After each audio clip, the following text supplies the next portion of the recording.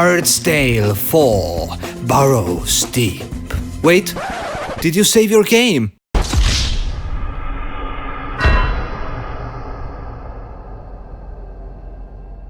Before I begin, I have a tiny announcement. Borderlands 3 has now been completed with a Platinum Trophy. Yes, it took some time, but we finally did it. But let's get into Bard's Tale 4. It has been quite a pleasant surprise, I might say. Although initially discouraged, this game grew on me quite positively during continuous hours I spent in there. But since nothing is ever perfect, I found some downsides as well, which you will hear me covering later on. It's my first entry to the series overall, and I will not try to generalize the whole franchise. But let's dig deeper. Bard's Tale Barrows Deep is a first-person, semi-linear dungeon crawler with turn-based battle mechanics and puzzle solving. I'm Sillyllamaz, and I hope that you enjoyed this review. Till next time! Okay, there's actually more.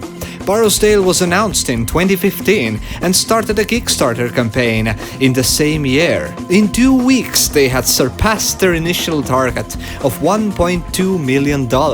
Quite a hefty bag, I might add. While this game is heavily influenced by Scottish medieval atmosphere, it also incorporates goblins, elves, fairies and sorcerers. Its aim is for you to experience mystical places, dark caves and magical forests. All this while you struggle to complete puzzles to advance in the story, actively battling to gain skill points and abilities, and help others by completing various quests. But let's start with the graphics. The game was initially released in 2018 and the graphics look a bit shitty.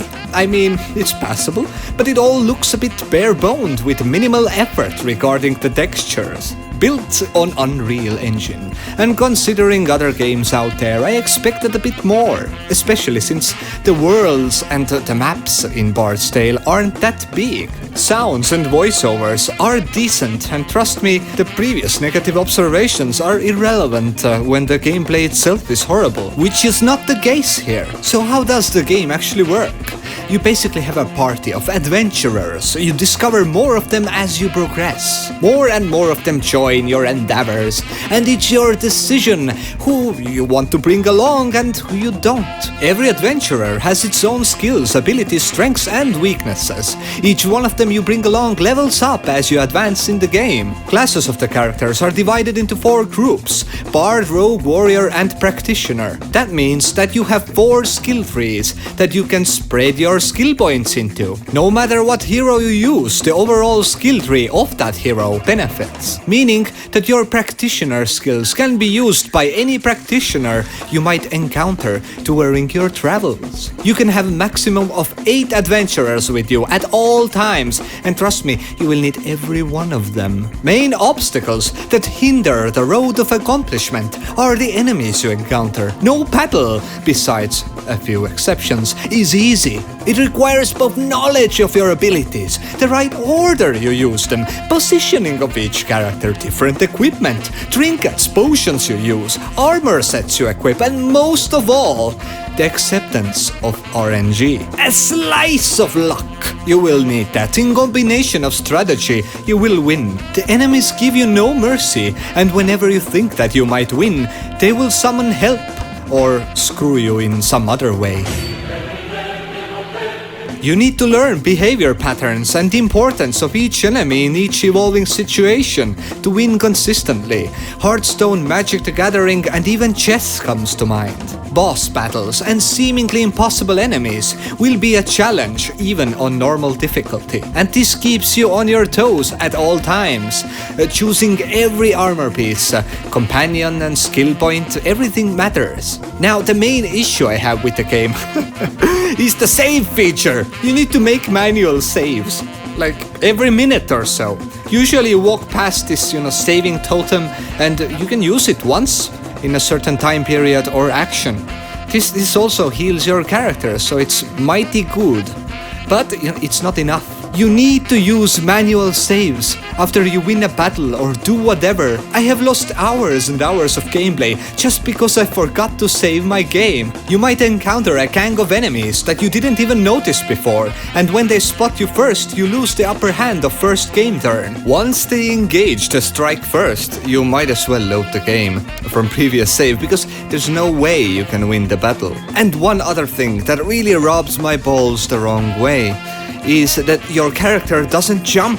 There were tens of times when I got stuck on some sort of ordinary rock just lying on the ground and I couldn't move. I was stuck there. Why can't your character just jump even a tiny bit?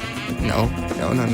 You're a hero, you're a mighty adventurer who kills monsters and saves the world, but you can't jump. The world is divided into different game areas, filled with hidden areas behind walls, locked doors and gates behind traps and puzzles. Each area is not that big, regarding that it's not an open world game, but rather slightly linear.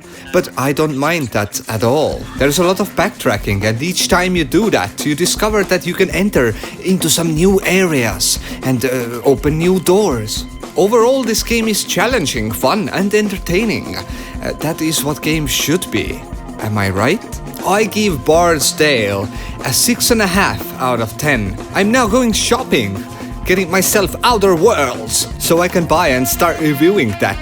Plus, the new Call of Duty Modern Warfare is out, which I'm not going to buy this time because I already did a review of the demo, and I will buy it used, but not a new one this time. 62 or 65 euros, it's not worth it.